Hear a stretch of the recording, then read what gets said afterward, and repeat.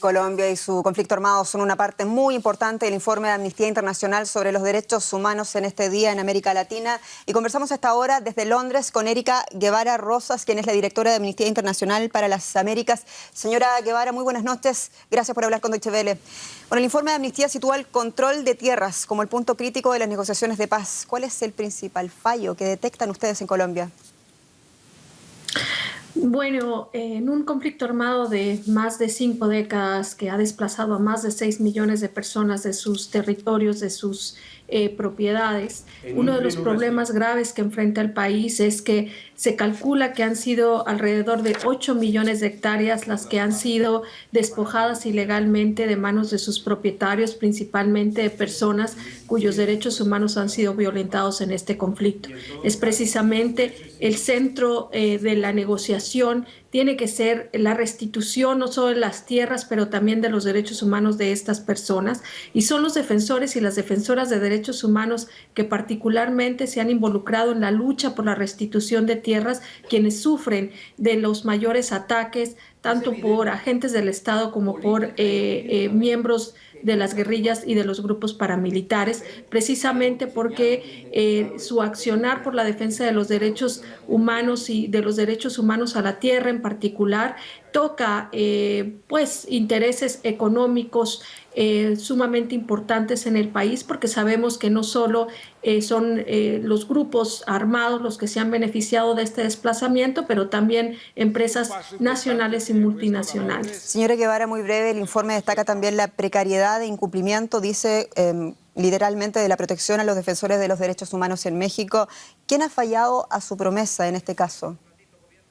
Bueno, es claro que quien ha fallado son las autoridades, es el Estado mexicano, que ha hecho una serie de reformas, tanto legislativas como estructurales, para generar mecanismos de protección a los defensores y a las defensoras de los derechos humanos, pero que hasta este momento no solo son inefectivos, inoperante, pero además de carece de los recursos y de la voluntad política para proteger el derecho a defender los derechos humanos, que ahora más que nunca en un contexto de graves violaciones a los derechos humanos en el que se vive actualmente en México y que se ha vivido por algunos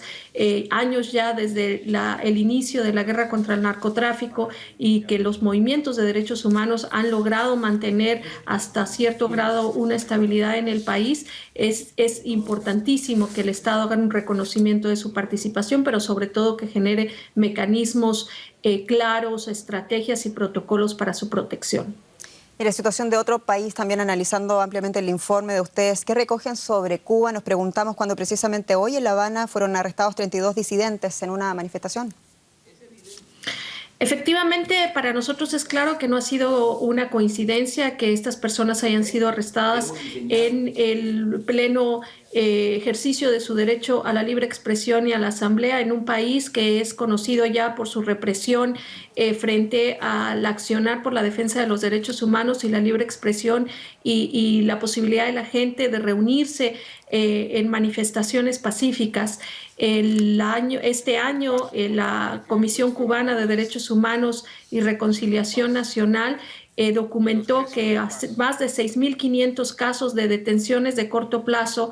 se habían dado, y esto es un 175% más de los casos que se dieron el año pasado en el mismo periodo. Y esto es simplemente sintomático de la forma represiva en la que el gobierno cubano continúa silenciando cualquier manifestación de oposición o de disidencia frente a las políticas del Estado. Señora Erika Guevara, muchas gracias de Amnistía Internacional por esta conexión desde Londres.